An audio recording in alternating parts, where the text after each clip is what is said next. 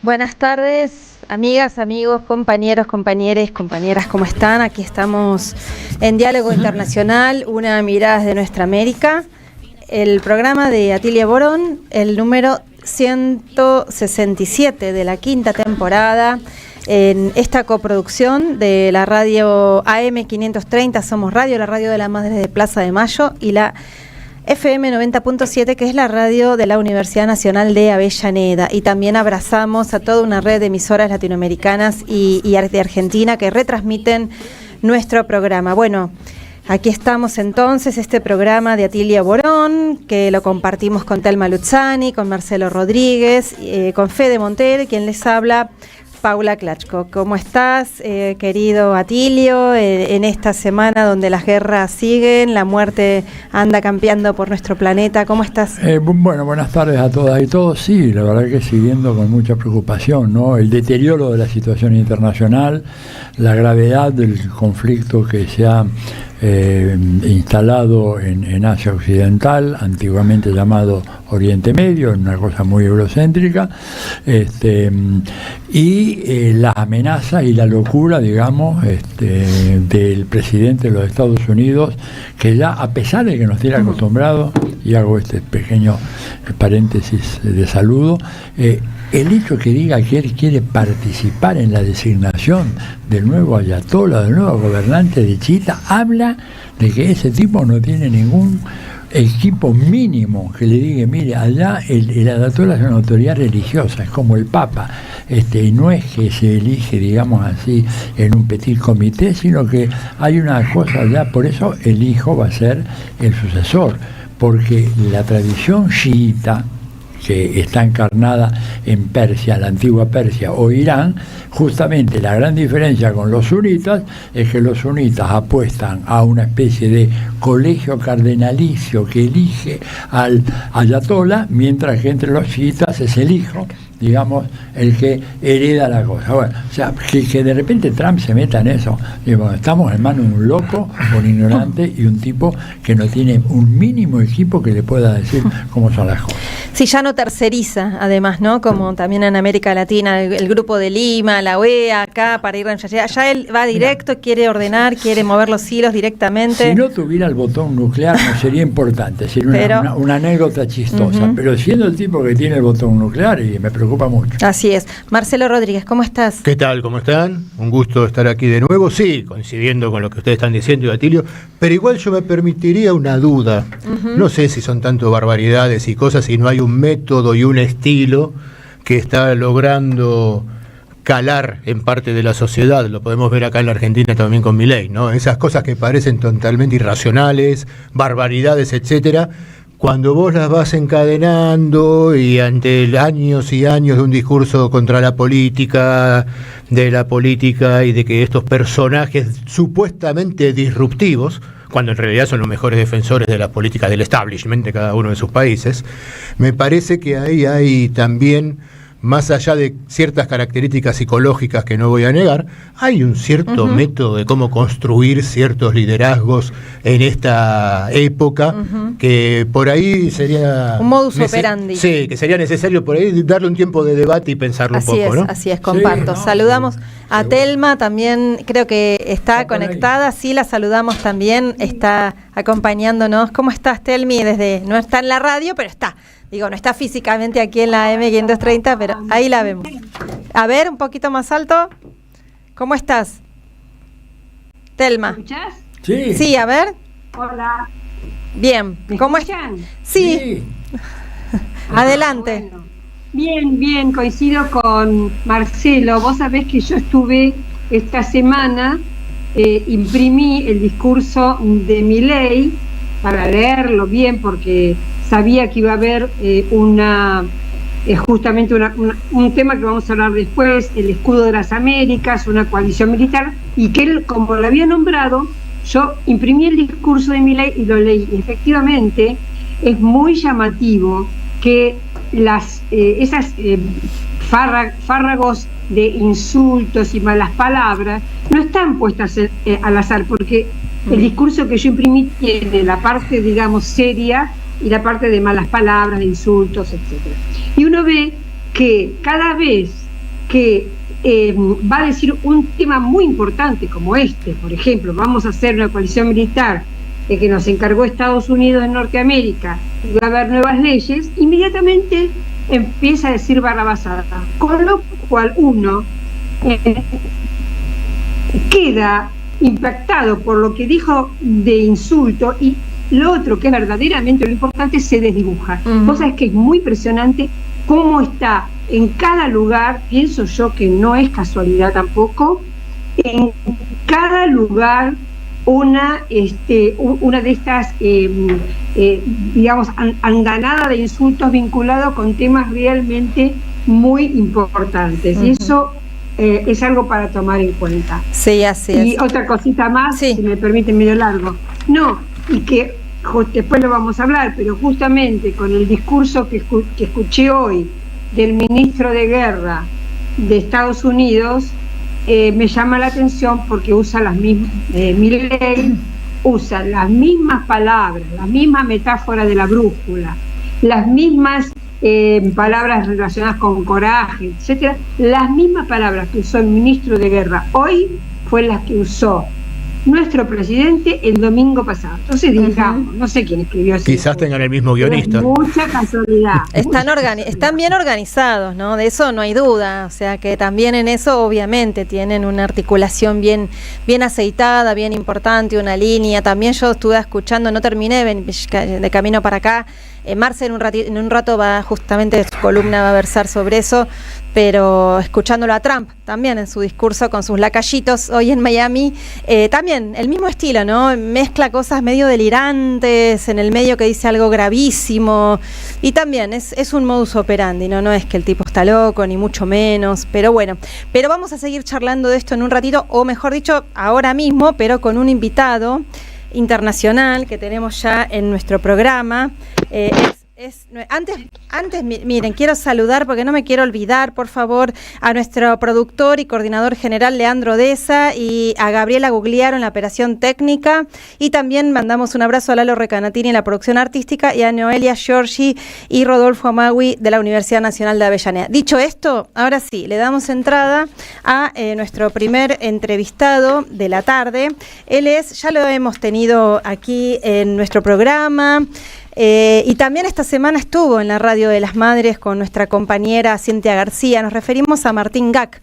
Él es filósofo y periodista, es argentino, pero está radicado hace muchos años en Alemania. Y queremos hablar con él justamente de toda esta situación que estamos empezando a conversar acá entre nosotros. Y bueno, te saludamos, Martín, ¿qué tal? Acá estamos Atilio Borón, Telma Luzzani, Marcelo Rodríguez y Paula Klachko. ¿Cómo estás? ¿Qué tal? ¿Cómo están? Buenas noches. Noche tarde prácticamente acá en Berlín. ¿Qué tal, Atilio? ¿Cómo estás? ¿Qué tal, Martín? Bien. Qué gusto estar contigo acá conversando. ¿Cómo has estado? ¿Has tenido ahí algunos problemas de persecución bastante serios últimamente? Nos preocupaba esto. Queríamos manifestarte toda nuestra solidaridad, sí. ¿no? Les agradezco, cada tanto soy objeto de alguna nueva investigación. La última fue, creo que esta última es por negación del Holocausto o una cosa por el estilo, pero realmente a esta altura, digamos que un poco las veo pasar. Soy desde hace 2 semanas, que es importante recalcar por cuestiones contractuales también, soy asistente parlamentario en la Unión Europea en Bruselas de Jaume Asens, de los Verdes, de los comuns de Cataluña, pero digamos que estoy haciendo mucho el trabajo de asistencia política y sigo obviamente hablando un poco de los mismos temas, pero digamos que sí, la situación es dramática, completamente dramática, e impredecible, así que son realmente días muy muy muy complicados, y nadie sabe exactamente en qué dirección esto se mueve, pero la repercusión ha sido inmediata. ¿Tenés acceso a alguna información más o menos confirmada sobre lo que está ocurriendo, por ejemplo, dentro de Israel? Porque cuando uno mira la prensa en general occidental, los únicos lugares en donde se ven caer misiles y estallar casas por el aire es en Teherán o en alguna ciudad así, pero aparentemente no hay daños producidos en Israel. Sin embargo, Israel... Perdón, que te interrumpa, sí. Pero Israel está recibiendo una brutal golpiza. Hoy, de hecho, lo que se promulgó, lo que por lo menos se avisó, fue que de ahora en más se empieza a perseguir criminalmente a cualquiera que filme las posiciones en donde, o los lugares en donde haya habido ataques de misiles, o sea, el lugar físico en donde el misil haya caído. Tiene sentido, de hecho, en una dinámica de guerra, porque esto de alguna manera es trabajo de inteligencia militar en última instancia, y lo que ayuda es a la fuerza enemiga a confirmar un acierto en términos de blancos. Pero digamos, estamos hablando de hora tras hora tras hora, o sea, tenemos nuevos ataques hoy contra el Negev, que probablemente son ataques contra posiciones militares. No conocemos exactamente cuáles son esas posiciones, pero claramente los iraníes sí han atacado hasta acá en los últimos días, o sea, Tel Aviv es prácticamente todos los días. Hoy avisaron también, los israelíes avisaron que ya no tienen la capacidad de dar aviso telefónico antes de que empiecen a sonar alarmas, con lo cual esto quiere decir también que tienen, digamos, los recursos, por lo menos parte del recurso del aparato de comunicación, se está agotando. Eso puede tener que ver con la densidad de ataques.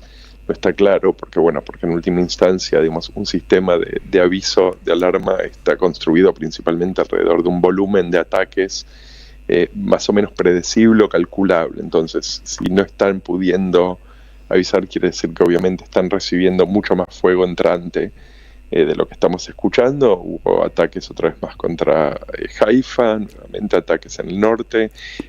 Hezbollah está básicamente destruyendo tanques Merkavah, hasta acá se cree que son 3 o 4.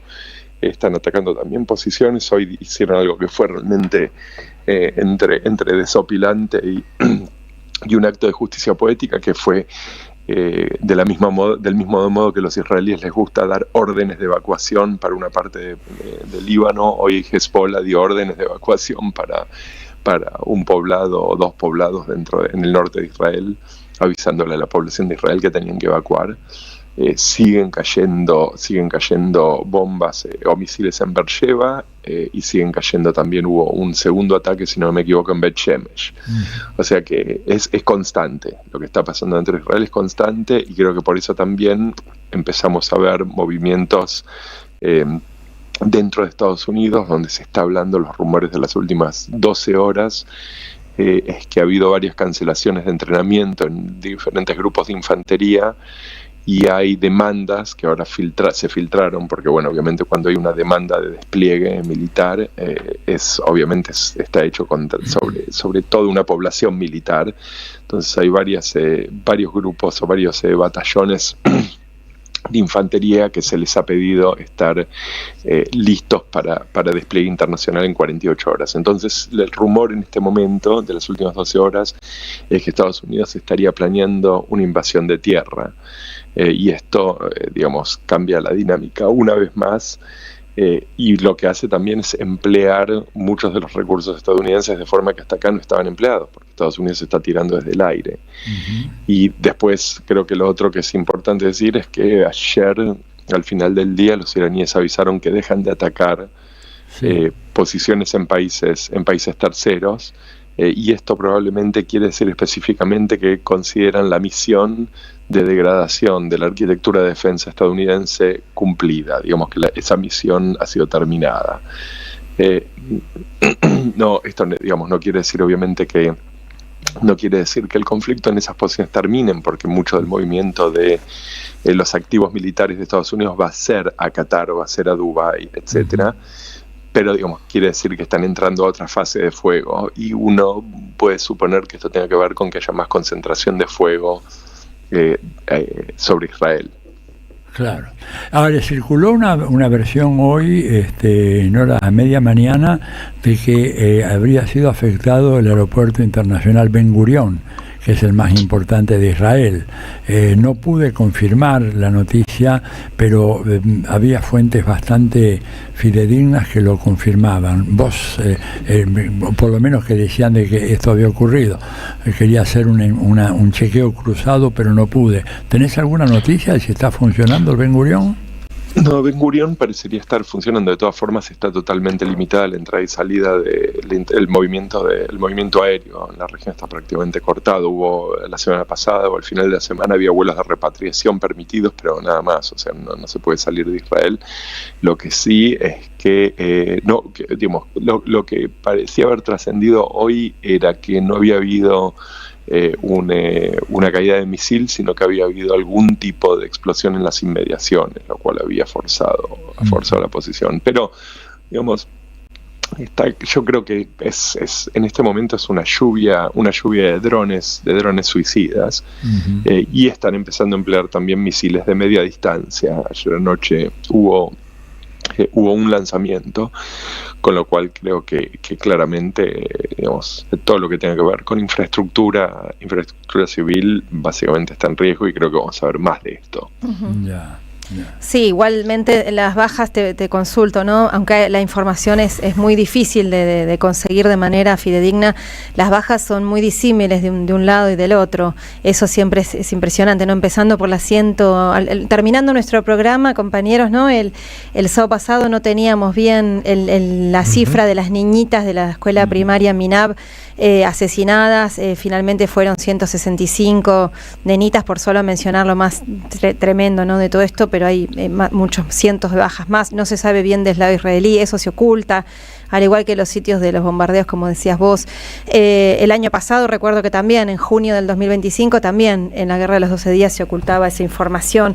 Ahora, sí, te pregunto también respecto de Irán, porque lo que se ve es que que apelan a una guerra más de desgaste, dispersa, le han matado a sus altos mandos y sin embargo continúan evidentemente bajo los mandos medios y de manera dispersa en la defensa y en el ataque también, pero por otro lado, ¿cómo está, si no sé si tenés información de cómo está Irán al interior, esto de la crisis económica, esto de las protestas que hubo hace unos meses, que cómo inciden en este momento de guerra o no, si generan unidad o no, o cómo está ese frente interno, y en todo caso también si esta guerra de más largo aliento, de desgaste que intentan imprimirle a Israel y a Estados Unidos, qué éxito puede tener también con la diferencia armamentística, ¿no? Sí, varias cosas. La primera es que en Israel todo el sistema de información responde al sensor militar, con lo cual incluso medios internacionales que estén emitiendo, que están reportando en Israel, en tanto quieran seguir operando, lo que necesitan hacer es pasar todos sus reportes por el sensor israelí, con lo cual nada de lo que sale escapa al sensor israelí, incluye CNN, BBC, etcétera, etcétera. Con lo cual las dos cuestiones que son protegidas son qué cantidad de ataques iraníes sobre Israel han sido efectivos y el número de víctimas que simplemente no están emitiendo. Los destrozos que hemos visto en los últimos días en Beersheba y Haifa hablan de edificios residenciales en las inmediaciones de posiciones militares, con lo cual, digamos, este es el mismo problema, entre paréntesis, que estamos teniendo con víctimas estadounidenses. Se habla hasta acá de 6 muertos, pero las posibilidades de que esos números sean reales son realmente mínimas. Esta es una cuestión un poco de esperar a ver. Creo que en términos de Estados Unidos va a ser más fácil saber, porque si realmente hay más familias de muertos militares estadounidenses, entonces eso es algo que va a empezar a aparecer, entre otras cosas porque hay una fuertísima oposición dentro de la derecha estadounidense a esta guerra, que se considera, habrán visto que se llama, el nombre es Epic Fury, furia épica, y la forma en la que mucha de la derecha, y la izquierda por supuesto también, pero de la derecha está llamando es furia Epstein, o Epsteiniano, una cosa por el estilo. En términos de Irán, una de las principales, digamos, por lo menos, obviamente es anecdótico un poco la información que está trascendiendo, pero es que realmente hay un cerrado de filas, que esto lo que hizo fue un poco mitigar lo que fueron las protestas, que las protestas principalmente empezaron como algo que tenía que ver con una crisis económica, y obviamente que hubo, digamos, tenemos reportes sistemáticos de infiltración tanto de Estados Unidos como de Israel, que promovieron y que armaron a parte de las demostraciones o de los manifestantes, pero ha mitigado un poco el descontento, porque bueno, entre otras cosas también, obviamente, este tipo de situaciones, ¿no es cierto?, incitan un poco a cierta idea de unidad nacional. Las imágenes que tenemos de Irán, y creo que por ahí esta es la parte más relevante, digamos, de los casi 200 muertos en Minab, que fueron 170, una cosa así, fueron niñas pequeñas de 7 a 12 años. Al día de hoy, hasta hoy tenemos cuatro escuelas que fueron alcanzadas, creo que alrededor de 36 hospitales, si no me equivoco, o 14 hospitales, y después infraestructura civil, se cuentan ahora alrededor de 4.000 edificios residenciales que han sido destruidos.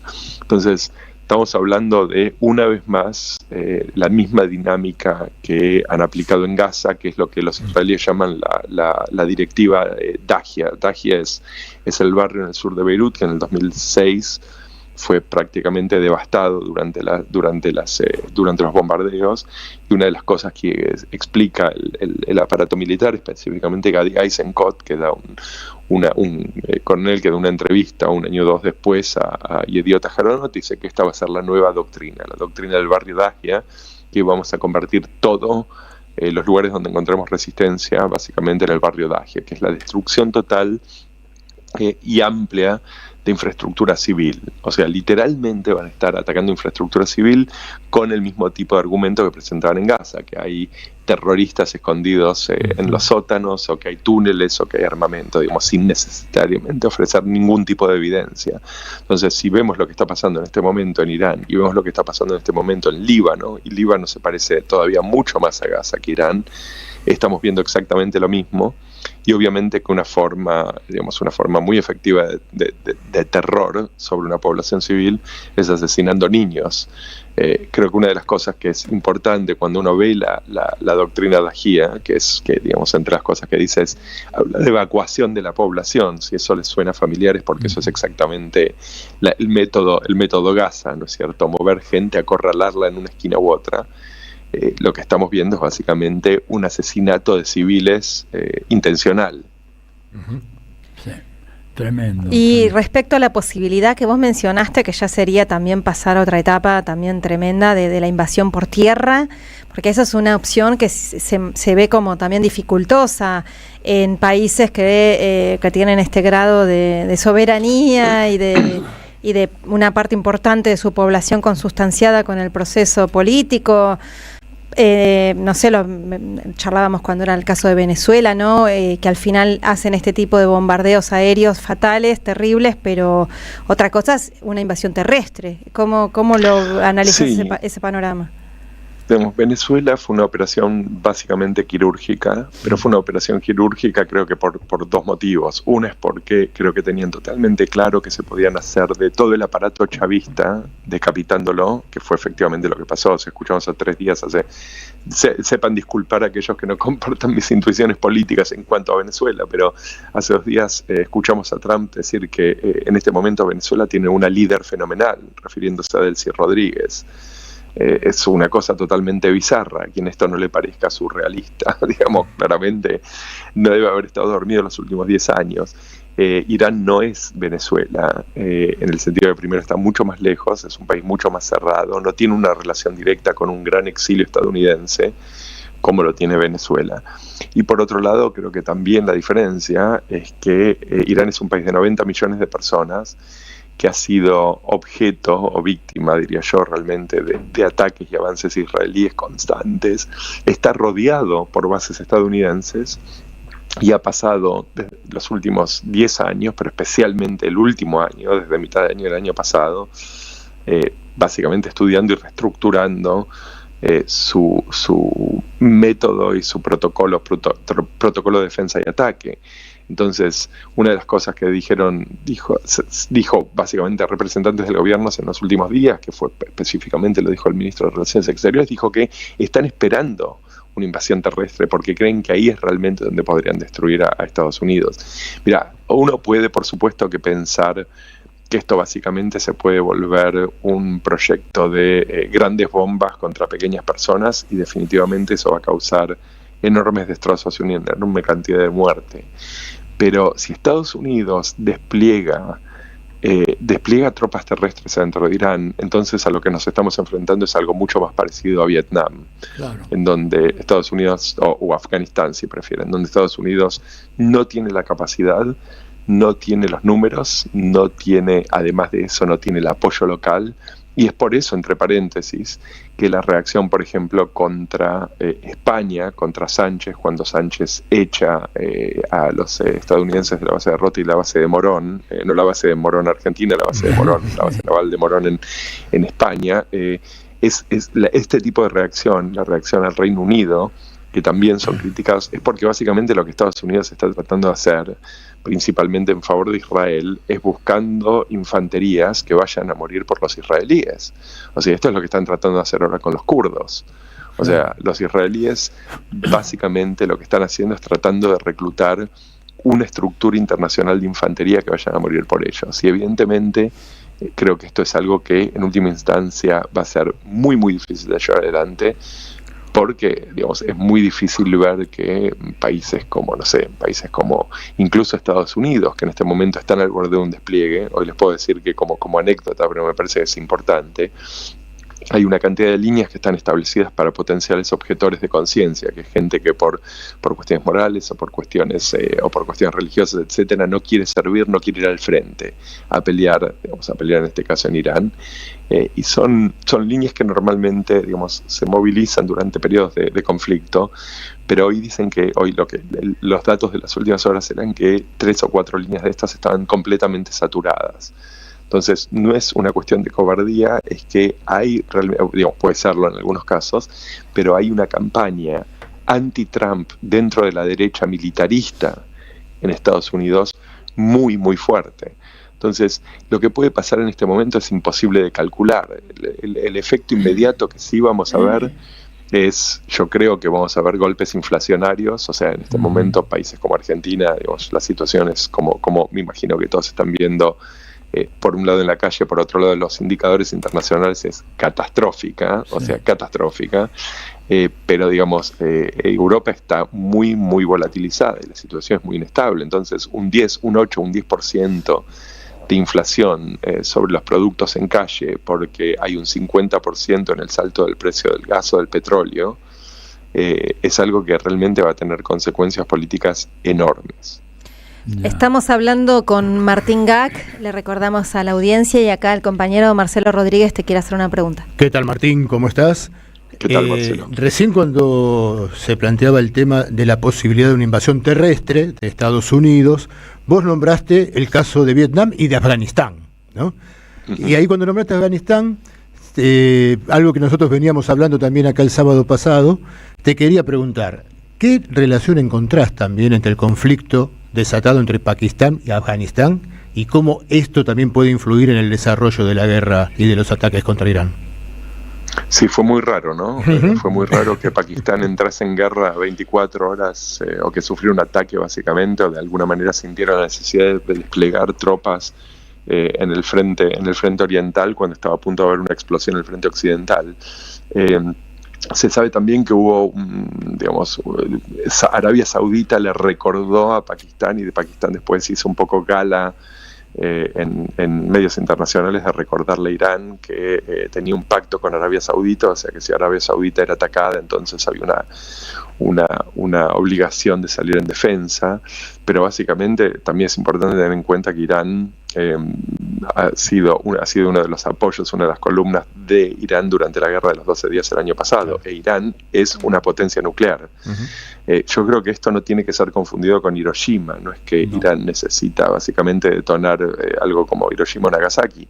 Irán todo lo que necesita hacer es prestarle un arma nuclear estratégica, donde vuelen un estadio de fútbol con arma nuclear en Tel Aviv o en Jerusalén o en donde sea, y eso básicamente cambia la dinámica del conflicto inmediatamente. Yo creo que el tema también con esto es que Pakistán básicamente tiene un enorme aparato de desarrollo. Entonces, para una de las cosas que sirven los conflictos es como laboratorio. Y esto quiere decir que si incluso no estamos viendo en este momento despliegue de tropas pakistaníes, lo que definitivamente podemos suponer es que mucho del desarrollo de tecnología militar pakistaní está siendo desplegada, y probablemente Rusia y China también, entre paréntesis, está siendo desplegada contra Israel, contra los Emiratos Árabes, etcétera, etcétera.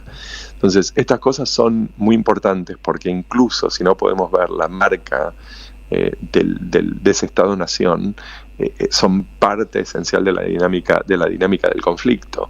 Y bueno, y una de las cosas que pasó en los últimos días, que es realmente quizás la más espeluznante de todas, para ser honesto, es el hundimiento de la fragata iraní por los estadounidenses en las costas indias, básicamente en las costas de Sri Lanka, invitados por el gobierno indio. Este era un barco que estaba desarmado.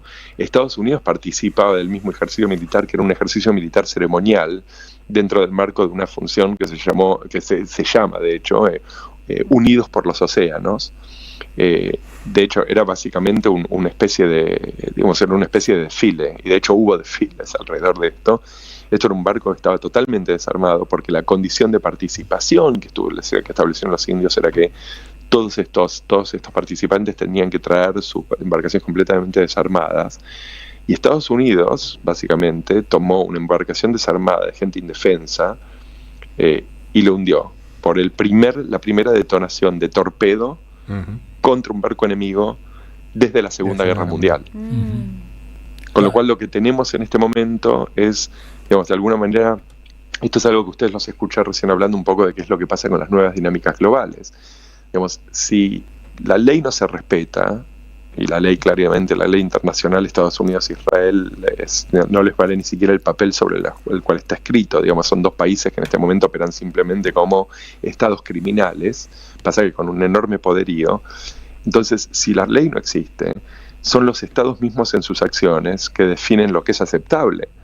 Entonces, si Estados Unidos empieza a hundir barcos indefensos protegidos por un país tercero, entonces a lo que están invitando es a que cualquier país que básicamente tenga suficientes agallas políticas, y definitivamente creo que Irán las tiene, vayan a salir a hundir fragatas estadounidenses o barcos estadounidenses en alta mar.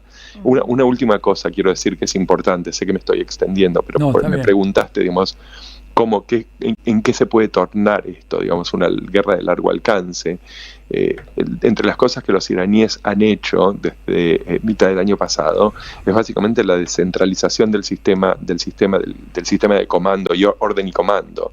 Entonces es por eso que lo que estamos viendo es que hay descabezamientos, y eso básicamente no afectan al cuerpo militar del aparato iraní. Digamos, matan a Khamenei, que en realidad es una figura en última instancia política y ceremonial, no es un líder militar, pero digamos, asestan golpe acá, asestan golpe allá, destruyen aeropuertos, destruyen bases militares, y los iraníes siguen tirando sin parar. Entonces, esto muestra que realmente hay, lo que hoy en día está de moda llamar resiliencia, ¿no? Hay un sistema que ahora entendió cómo básicamente tolerar o cómo aguantar este tipo de golpes. Y esto lo hace extremadamente peligroso porque tiene la capacidad de mantenerse andando por un tiempo indeterminado. Bien, yo un poco para cerrar, vos sabés que hay un par de ex militares de los Estados Unidos, Scott Ritter es uno de ellos y el coronel McGregor es el otro. Es interesante seguirlos en muchas intervenciones en YouTube, y los dos dicen que la sola idea de invadir un país como Irán es una locura que requeriría por lo menos una fuerza de casi 500.000 hombres, porque además es un país de 1.600.000 kilómetros cuadrados. Sí. O sea, es un país enorme. Irán, y además lleno de montañas, sería, según estos militares de Estados Unidos, sería mandar a esa gente a la muerte, ¿no es cierto? Porque ahí el conocimiento del terreno es básicamente lo que te permite triunfar en un enfrentamiento militar. Y gente que venga de Arkansas o de Oklahoma, que tengan un pequeño entrenamiento, y mandarlo ahí, es mandarlo a que directamente los masacren. Sí, topológicamente, Irán es mucho más como Afganistán. La diferencia es que esto no es el Talibán, esta es gente que está hiperprofesionalizada y extremadamente bien armada. Creo que lo que está pasando es, por un lado, que hay realmente una idea de cruzada religiosa, me imagino que habrán escuchado, que ahora se está hablando de comandos militares que hablan de que esto es un llamado de Jesús para destruir, para llamar al regreso de Jesús. Estos son comandos militares estadounidenses, hablándole a sus tropas, y hoy se hablaba de hecho que esto es la invitación al Armagedón para el retorno de Jesús, y creo que por un lado hay eso, y por otro lado lo que también hay es realmente una posición prácticamente sectaria, digamos. Creo que podemos mirar alrededor y nos damos cuenta que muchos de nuestros congéneres han perdido completamente la cabeza, ¿no? Bien. Sí, así es. Y por último, ultimita pregunta, no tenemos mucho tiempo, te pido un poquito de síntesis, Martín, sí, pero discúlpame. No, al contrario, te agradecemos un montón, solo que bueno, son los tiempos radiales, pero no quiero dejar de hacerte esta ultimita pregunta, que tiene que ver también con el cierre de hecho del estrecho de Hormuz, ¿no? Aproximadamente hace 4 días que no circulan, y cómo a su vez ese cierre, por donde circula normalmente más o menos el 20% de los fluidos petrolíferos, cómo también en realidad afecta en primera instancia a Asia misma, a China y a los países de Asia. Y también te agrego, sí, porque en la prensa occidental lo afirman, pero yo no lo sé, te lo pregunto a vos, si se han roto las relaciones de Irán con Arabia Saudita. No, las relaciones no solo, por lo menos se han roto o están severamente dañadas de frente, pero hoy había cables muy concretos de que era de Arabia Saudita hablando con los iraníes en lo que se llaman back channels, ¿no? Canales, detrás de bambalinas para tratar de reducir la posibilidad de una escalación. El tema del estrecho de Hormuz, de hecho está en principio abierto. La circulación es muy difícil porque son 30 kilómetros de estrecho y hay en este momento un embotellamiento. Los iraníes han dicho que todo navío con bandera israelí o relacionado con Israel o con bandera estadounidense va a ser blanco de ataque. Pero en realidad el tema de fondo acá no es solamente ese, el tema de fondo es que tenemos el estrecho de Hormuz prácticamente cerrado y tenemos también destrucción de refinerías, ataques contra tanques, tenemos ataques contra plataformas petrolíferas, y de hecho una de las cosas que se baraja, que yo creo que hasta acá no lo hemos visto, pero es el gran peligro, es que Irán empieza a atacar centros de desalinización de agua en la zona, en los países del Golfo. ¿Por qué? Porque todo lo que tiene que ver con la supervivencia de estos países tiene que ver con desalinización, tiene que ver, no son países que tengan agua potable, y esto quiere decir absolutamente todo, desde la comida hasta el agua para uso industrial. Entonces, una de las cosas, yo creo que la estrategia, la estructura, a nivel estructural, la estrategia contra estos países ha sido básicamente, contra Israel y contra Estados Unidos, ha sido destruir el petrodólar. Literalmente es destruir el petrodólar, hacerlo desaparecer. Y creo que no estamos ahí, pero definitivamente estamos a distancia de tiro. Bien. Bueno, Martín, muchísimas gracias por tu agudo análisis. Es un momento también tan difícil analizar todo mientras está en pleno desarrollo, como decía Walter Martínez. Te agradecemos este rato acá en Diálogo Internacional. Muchas gracias y buenas noches allá en Berlín. Un abrazo grande. Daría para hablar largo sobre Alemania, pero para más adelante. Un gran abrazo, Martín. Bueno, acá es otro baile. Un abrazo grande. Chao, Martín, buenas noches. Bueno, era Martín Gac, interesante, durísimo todo, vamos a ver cómo sigue. Bueno, y antes de continuar con Diálogo Internacional, nos faltó, Marce, porque nos fuimos tan rápido a la entrevista, que nos faltó anunciar el sorteo de hoy. Sí, hoy tenemos como todos los sábados el sorteo de un libro. El día de hoy es Manual de Sonceras Económicas de Andrés Aciaín, y quienes quieran participar por el sorteo nos mandan un mensaje de WhatsApp de texto al 11 3200 0530 diciendo que quieren participar por el sorteo del libro Manual de Sonceras Económicas de Andrés Aciaín, y quien sea el ganador o la ganadora lo va a poder pasar a retirar por Librería Badaraco, Avenida Entre Ríos 921, Ciudad de Buenos Aires. Así que esperamos sus mensajes al 11 3200 0530. Bueno, muy bien, vamos a una tanda y volvemos con Diálogo Internacional. Diálogo Internacional.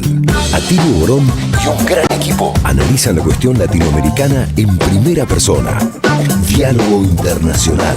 Los sábados a las 18 en AM530. Somos Radio. Prendida a la magia de los caminos, hay una radio que nunca se apaga.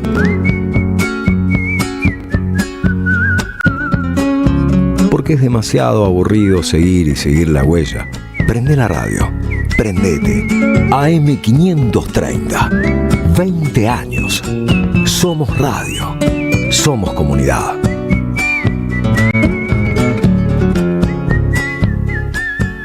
El destino de tus vacaciones está en Turismo Cabal. Viví los momentos que querés, con viajes armados a tu medida, con las mejores ofertas y los paquetes que buscas, con más de 35 años de experiencia.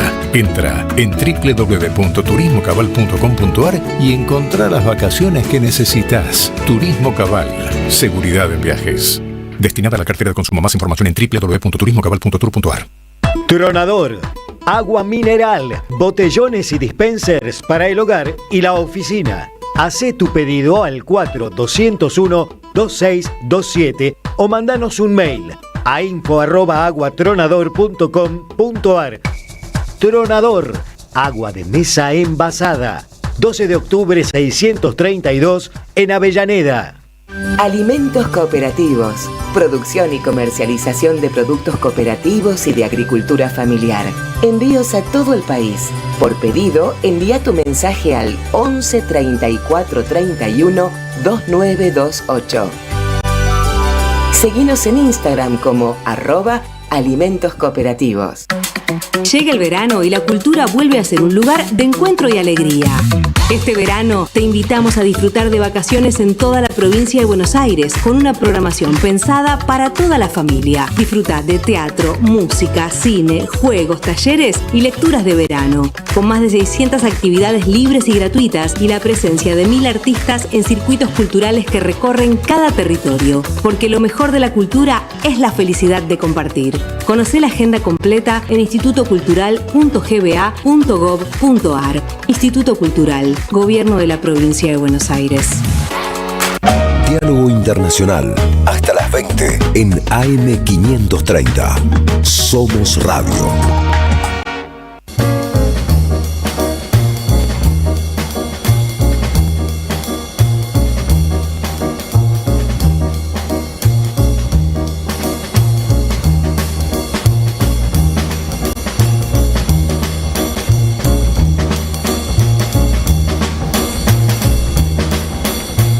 Seguimos en Diálogo Internacional, una mirada desde nuestra América en este programa que, bueno, la verdad que no hay muchas noticias felices. Sí está bueno tener en cuenta la lucha y la resistencia de los pueblos, que es la contracara de esta realidad tan difícil que tenemos.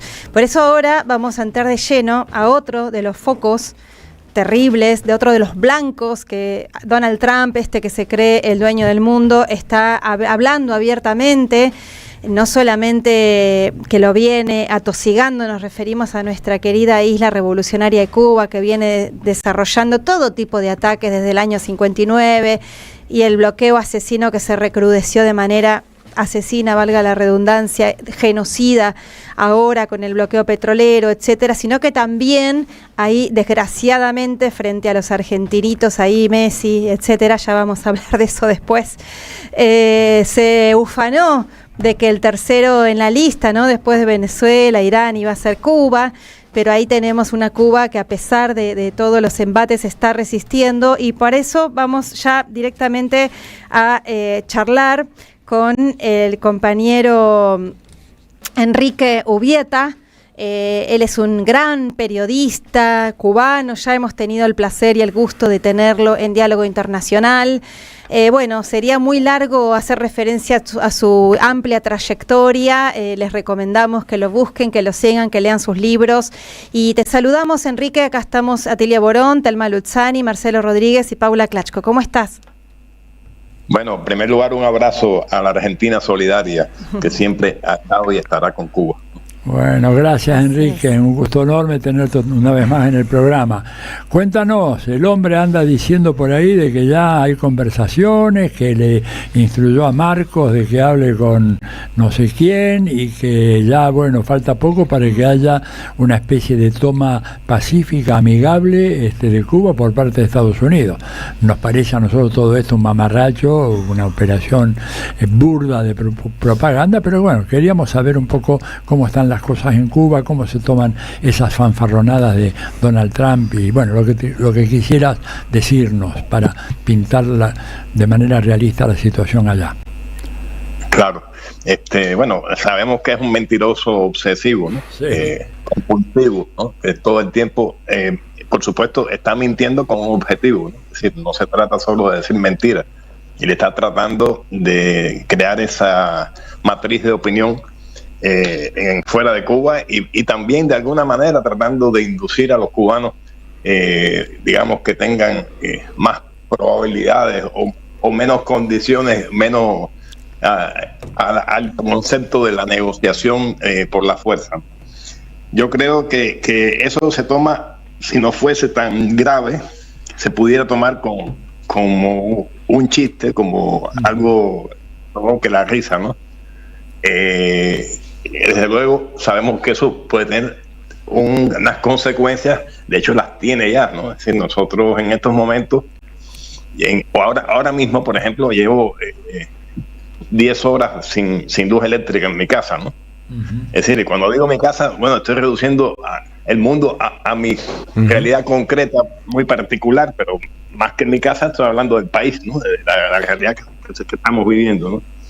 Hemos tenido en los últimos días, después de la caída del sistema eléctrico nacional para la parte sobre todo de Camagüey hasta Peñas del Río, hemos tenido apagones muy largos y hemos estado casi que en periodos de 10 horas de apagón y 3 horas de luz, de electricidad, ¿no? Nosotros decimos luz, pero se entiende que es electricidad, ¿no? Sí. Entonces, es algo que por supuesto incide en la vida cotidiana de todos los cubanos, para no decir en la industria, en los servicios, etcétera, ¿no? En toda la... ante eso, bueno, por supuesto que hay incomodidad. Eso no es algo que pase como que se tome solamente como fiesta, ¿no? Nosotros no las inventamos, hacemos chistes sobre eso, etcétera, pero de todas maneras es algo que afecta la vida de cada cubano. Uh-huh. Nosotros, yo les decía en la otra ocasión que estamos acelerando un proceso que ya habíamos concebido de antemano, ¿sí? Porque aquí todo lo que se habla como si fuera nuevo, ¿no? Y no es nuevo, ¿no? Ese hacer el cambio de modelo, que no de sistema, es decir, aquí no se va a cambiar el sistema socialista, pero sí, de cierta forma, no ahora. Nosotros ese cambio de modelo lo estamos haciendo desde hace ya una década prácticamente o más. Incluye cosas que deben hacerse, que hemos postergado, pero que están escritas, que están aprobadas por la Asamblea Nacional, se ha discutido con el pueblo, como la autonomía de los municipios, que las empresas estatales tengan mayor autonomía, que gestionen sus propias inversiones, incluso el comercio exterior, las inversiones extranjeras, generalizar las experiencias positivas, ¿no? que que existen en el país, es decir, que son en estos momentos tan focalizadas, ¿no?, en ciertos lugares, pero que hay que generalizarlas, ¿no? Y por otra parte, lo que era una matriz general, que era la nueva concepción de energética, ¿no?, que se estaba haciendo, pero con grandes parques solares, con vistas al 2030, etcétera. Bueno, ahora se está puntualizando en cosas muy concretas, ¿no? 556 policlínicos tendrán paneles solares, ya hay muchos que los tienen, 161 hogares de ancianos, 305 casas de abuelos, 336 bancos. Por ejemplo, hay 282 niños electrodependientes que se le han puesto paneles solares especialmente. Hay en las casas de 10.000 maestros y profesores se han puesto paneles solares, 5.000 viviendas aisladas, ¿no? Se están asegurando los servicios vitales a la población, es decir, estoy hablando con paneles solares, ¿no? Telefonía, bombeo de agua, bancos, servicios funerarios. Es decir, es lo que en eso también está colaborando el sector no estatal, porque hay un sector no estatal que, bueno, sí, tiene una conciencia, vamos a decir, patriótica, ¿no? Por ejemplo, esto es un ejemplo, solo un ejemplo, ¿no? Los tabacaleros. Cuando digo sector no estatal, estoy incluyendo cooperativas, estoy incluyendo mi pyme, estoy incluyendo trabajadores por cuenta propia, ¿no?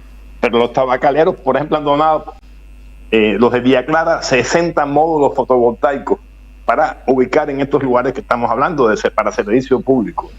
Ya. Entonces sí, hay incomodidad, obviamente, ¿no? Es decir, no es que estemos viviendo de fiesta en fiesta, ¿no?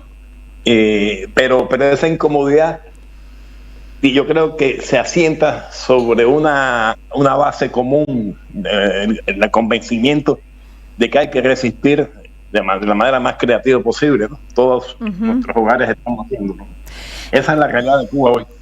Ajá. Y hablando de resistencia, estos embates y estas amenazas tan directas o estos arrebatos que tiene Trump de decir que mañana Marco Rubio va a entrar y que qué sé yo, y que después de Irán y Venezuela vienen ustedes y bla bla bla y todas las barbaridades que dicen, sumado a también la atrocidad, la nueva atrocidad de este lacayito de Daniel Noboa en Ecuador esta semana, que echó a toda la diplomacia cubana y se cortó relaciones, fue otra más, ¿no?, de los que no tienen acostumbrados. Recordemos cuando entró impulsivamente a la Embajada de México, etcétera. Bueno, y también en Jamaica también hubo un episodio difícil, porque en Honduras también expulsaron a los médicos cubanos. También.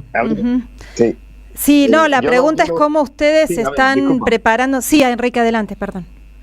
No, dime tú la pregunta, sí. No, bueno, con estos avances en los ataques, ¿no? Que además todos los lacayitos, no va a faltar Argentina y seguramente, espero que no, nuestro servil empleado de Trump también, se van dando pasos más certeros en el ataque. ¿Cómo se va preparando también la población cubana? Si esto genera también unidad, conciencia, o hay miedo, bueno, no sé, o de todo un poco. Yo creo que en sentido general genera unidad. Era algo esperable, ¿no? Nosotros sabemos cuál es la situación geopolítica actual de América Latina, ¿no? Yo no quiero empezar a usar este programa para hablar de presidentes que no merecen ser mencionados ni siquiera en estas condiciones, ¿no? Hay otros, por ejemplo, hay que decir que los pueblos del Caribe están siendo brutalmente presionados. Claro. Y los gobiernos del Caribe son gobiernos pequeños, es decir, los países son muy pequeños, dependen mucho de Estados Unidos, y han resistido heroicamente. Yo no quiero hablar mal de ellos, porque realmente han sido un bastión histórico, fueron los primeros en establecer relaciones diplomáticas con Cuba, ¿no? Hay que decirlo. Y bueno, descontando por supuesto a México, que nunca la rompió, ¿no? Claro. Pero pasó ahora con Jamaica, no resistió. En fin, hay personas con mayor capacidad de resistencia, con mayores convicciones, diría, también, otras con menos, ¿no? En fin, no resistió Honduras. Bueno, sabemos, Honduras históricamente ha sido un país, no diría semicolonial, que prácticamente colonial, ¿no? Con la excepción de Zelaya después con Xiomara Castro, a excepción de esos dos gobiernos, ha sido un país que siempre ha sido muy colonial, sirviendo a los Estados Unidos en sus agresiones a Nicaragua, etcétera. Yo, por cierto, estuve en Honduras, recorrí Honduras completa con los médicos cubanos. Claro. Estuve en lo más profundo de ese país y vi cómo salvaban, vi cómo querían a los cubanos, porque además siempre en Honduras se habló mal de Cuba, la prensa escribía contra Cuba, era la percepción que existía, era una percepción terrible, y de pronto llegaron unos embajadores que no venían con armas, venían a curar, venían a salvar vidas, y no pedían dinero, y entonces estaban en los lugares más alejados, salvando vidas y entregando sus conocimientos. Y yo creo que fue un cambio extraordinario de percepción en la población, pero más aún en los alcaldes locales. Los alcaldes locales se apoyaban en los médicos cubanos para salir electos. Tengo que decirlo, porque era parte, es decir, un alcalde local ganaba muchos puntos cuando se paseaba con el médico por la ciudad o por el pueblo, ¿no? Claro. Y todo eso pasó. Yo recuerdo, y estoy hablando del año 1999, después del Mitch, fue cuando yo recorrí completo el país. En aquella época, el colegio médico también trató de expulsar a los médicos cubanos porque era un malísimo ejemplo para ellos. Es decir, gente que no trataba de lucrar, que no trataba a clientes, sino a pacientes. Y entonces, en medio de eso, hubo alcaldes que dijeron: si expulsan a los médicos cubanos, salgo para la calle con el pueblo e impido su salida. Y fueron alcaldes liberales, pero sabían, cuando digo liberales me refiero a de partidos liberales, ¿no? Sí. Y sabían que era la única opción que tenían de ganar las próximas elecciones, ¿no? Bien, han tomado estas medidas, correcto. Nosotros vamos a donde nos pidan que vayamos, nos retiramos cuando nos piden que nos retiremos. No estamos imponiendo nuestra presencia en ningún lugar. Y hemos dado siempre la solidaridad bajo esos preceptos, incluso sin hablar de política. Sí. Enrique, una preguntita. ¿Cuál es la situación de los 6 detenidos que vinieron en esa embarcación y que están en Cuba en este momento? ¿Qué es lo que se ha sabido de ellos? Se supo que traían muchas armas, detonantes, explosivos, etcétera, pero ¿qué más? ¿Qué novedades hay? Porque acá la prensa no informa absolutamente nada de ese asunto. Bueno, es decir, los que están heridos, que eran unos cuantos heridos, 6 heridos, ¿no? Había uno de ellos parece que falleció como consecuencia de las heridas, ¿no? Sí. Claro. Recibidas. Están, por supuesto, siendo atendidos, pero en condiciones de prisión, ¿no? Es decir, siendo atendidos con todas las garantías médicas, quiero decir, ¿no? Claro. Y se está recopilando mucha información, personas que no están en Cuba, pero que participaron en el proyecto, que incitaron a que se hicieran, lo planificaron. Yo creo que en algún momento toda esa información va a salir de manera coherente, ¿no? Claro. Pero llevará su tiempo también. O sea, ha habido incluso algo importante, algo un poco... y es que ha habido un intercambio de información entre Cuba y Estados Unidos con respecto a este hecho. ¿Ah, sí? Sí. Y Estados Unidos, al parecer, es decir, discúlpeme esta interrupción que me hago a mí mismo, ¿no? Al imperialismo ni un tantico así, ¿no? Sí, claro. Yo no confío nada. Pero bueno, ellos, al parecer, quieren participar y aclarar la situación. Yo creo que esto se queda un poco de las manos. Es decir, y Cuba, contrario a todo lo que se dice, es un socio en materia de seguridad. Es decir, por aquí pasarían todas las rutas del narcotráfico hacia Estados Unidos. Cuba está en el medio del mar Caribe. Pero no. Y Cuba, todo el tiempo interfiere esas rutas, apresa a los narcotraficantes, le da información a los norteamericanos. No ahora, no estoy hablando de ahora, estoy hablando de siempre. Claro. Sí, claro. Es decir, si el gobierno revolucionario no estuviera, realmente esto sería una avalancha. Cuba sería la meca de donde vendrían a calar todos los barcos con drogas hacia Estados Unidos. Y sí, enfrente de Miami. Así es. A 90 millas. Sí. Enrique, última pregunta por mi parte, no sé, justamente tiene que ver con esto, porque también escuché que también en esta, lo que intentan que sea, espero no lo van a lograr, pero un inminente ataque o tratar de torcer, de derrotar a la Revolución Cubana.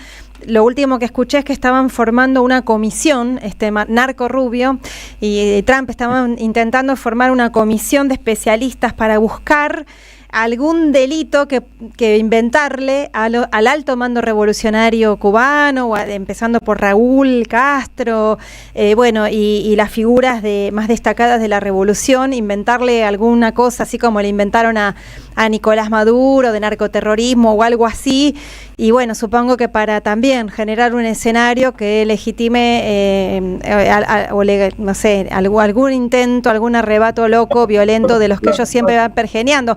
Pero justamente, realidad que se da de bruces con lo que acabas de decir, que Cuba tiene un historial impecable en lo que hace a narcotráfico, etcétera, etcétera. Pero bueno, no sé si estás enterado de esta comisión y qué análisis tienen al respecto. Sí, pero a ver, yo no veo eso como algo extraordinariamente diferente a lo que han hecho siempre, ¿no? Es decir, ellos todo el tiempo inventan excusas que además ya las excusas ni siquiera tienen el calibre o la profundidad o se esmeran tanto en elaborarlas. Son excusas muy débiles, muy superficiales, porque simultáneamente a la excusa están diciendo la verdad. Es decir, con Venezuela dijeron el narcotráfico, hasta que Trump dijo, no, yo lo que quiero es el petróleo. Ajá. Y lo dijo claramente, ¿no? Es decir, el nivel de prepotencia es tan alto, el nivel de cinismo en las relaciones internacionales, de las cuales Trump dice que no debe respetar ninguna regla, porque las reglas las pone él según su moralidad, la de un pedófilo, ¿no?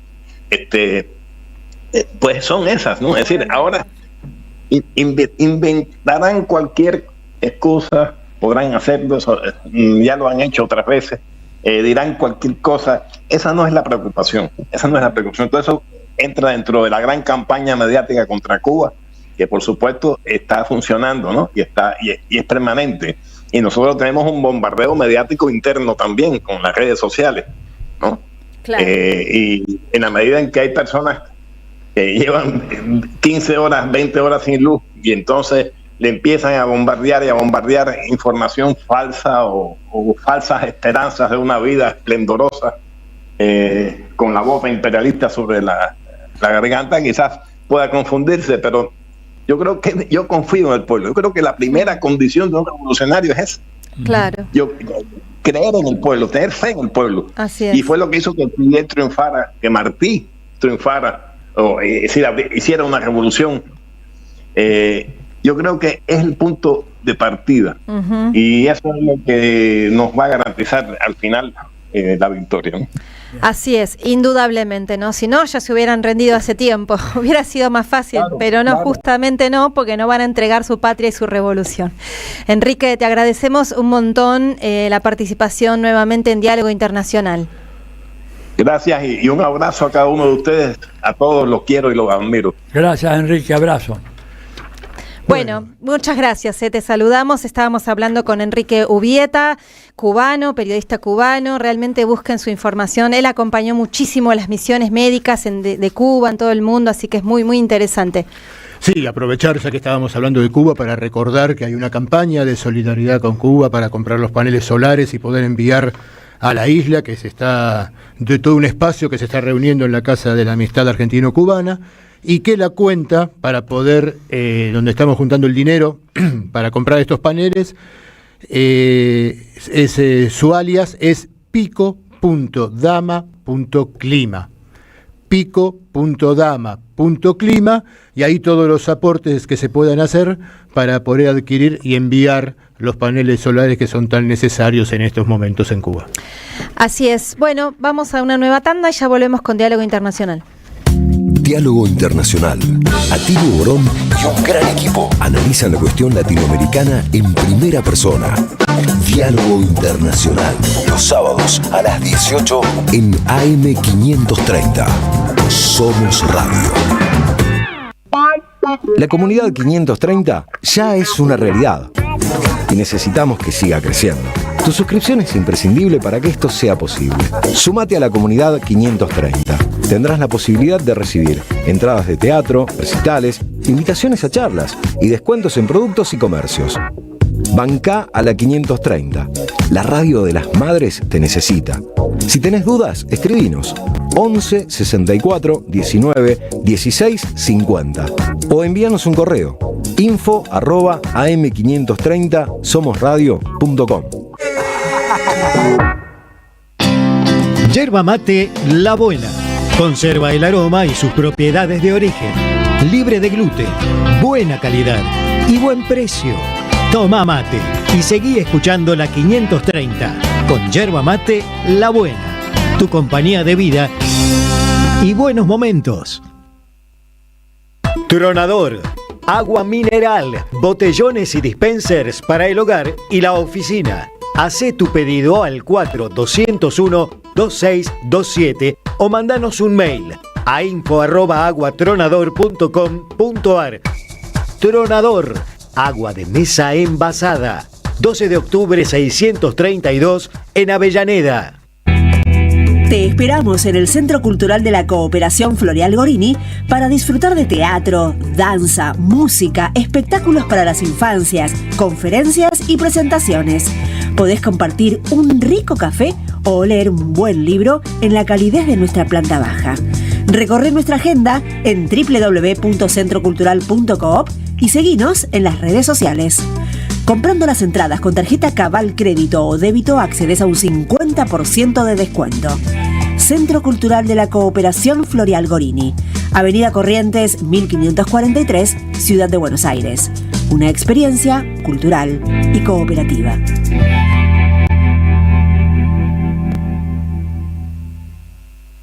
Diálogo Internacional. Hasta las 20 en AM530. Somos Radio.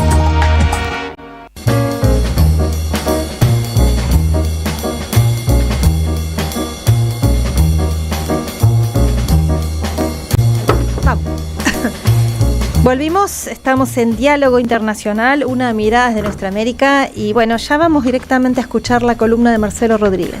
Sí, bueno, algo estuvimos comentando brevemente hoy porque es uno de los temas importantes del día y de la semana y va a tener muchas derivaciones de aquí en adelante, ¿no? Uh-huh. En el día de hoy, en Miami, se realizó finalmente la reunión que había sido convocada por Donald Trump a distintos presidentes latinoamericanos afines a sus políticas y a su ideología, que se dio en llamar como el escudo de las Américas. Un espacio que busca consolidar un bloque latinoamericano alineado totalmente a Washington y que tiene el objetivo declarado de combatir al narcotráfico y la delincuencia. Cosa que nos suena, lo veníamos hablando recién, Paula, también, ¿no? Como siempre se usan, Atilio, estas excusas, etcétera. Uh-huh. En el día de ayer, el Departamento de Estado de Estados Unidos sacó una nota de prensa donde decía que este 7 de marzo del 2026, el secretario de Estado Marco Rubio se unirá al presidente Donald Trump en la cumbre Escudo de las Américas en Doral, Florida. Allí Estados Unidos recibirá a nuestros aliados más fuertes y afines del hemisferio para promover la libertad, la seguridad y la prosperidad en la región. Esta histórica coalición de naciones trabajará conjuntamente para impulsar estrategias que pongan fin a la injerencia extranjera en nuestro hemisferio, a las pandillas y carteles criminales y narcoterroristas y a la inmigración ilegal y masiva. No sé si se recuerda, en uno de los programas anteriores, cuando anunciábamos que se iba a hacer esta cumbre, decíamos que uno de los ejes claros que había puesto Trump era cómo sacar a China de América Latina. Sí. No apareció hoy con tanta fuerza ese eje, pero ya en este comunicado es como trazar estrategias conjuntas que pongan fin a la injerencia extranjera en nuestro hemisferio. Sabemos muy bien también de qué están hablando. ¿Quiénes fueron los presidentes que participaron de este encuentro? Por supuesto, Javier Milei por la Argentina, Nayib Bukele por El Salvador, José Antonio Kast por Chile, aunque todavía faltan unos días para que asuma, el presidente electo, claro. Santiago Peña de Paraguay, Daniel Noboa de Ecuador, Rodrigo Paz de Bolivia, José Raúl Mulino de Panamá, Nasri Asfura de Honduras, Rodrigo Chávez de Costa Rica, Luis Abinader de República Dominicana y Mohamed Irfan Ali de Guyana. En esta lista, por supuesto, y no estuvieron presentes y no fueron invitados los gobiernos de México, Brasil, Colombia y Nicaragua. Y pequeños paisitos, justo. Exactamente, exactamente, grandes jugadores. Me sorprende que tampoco Guatemala fue invitada. No figura. Ahora, se estaba diciendo hoy que a esta lista ya había 3 o 4 países que se agregaban. Sí. No encontré el listado mientras veníamos para acá, pero puede ser que se agregue, pero estos son los que estaban presentes. Claro. Y esto tiene un antecedente esta semana, que el 5 de marzo, Estados Unidos, y ahí sí, con casi 20 países de América Latina y el Caribe, habían firmado el acuerdo para combatir a los grupos narcoterroristas en una conferencia que se llamó Las Américas contra los carteles, que también se realizó en Miami y de la cual también estuvieron ausentes México, Colombia, Brasil y Nicaragua. Esta reunión se había realizado 2 días antes, en la sede del Comando Sur de Estados Unidos, en el sur de Florida, y ahí también estuvieron Argentina, Bolivia, Chile, Costa Rica, Ecuador, El Salvador, ahí estuvo Guatemala, en esa reunión, Panamá, Paraguay, Perú, Honduras y República Dominicana, ¿no? O sea que es una semana en la cual este intento de armar una coalición militar comandada por Estados Unidos en América Latina está tomando mucha fuerza.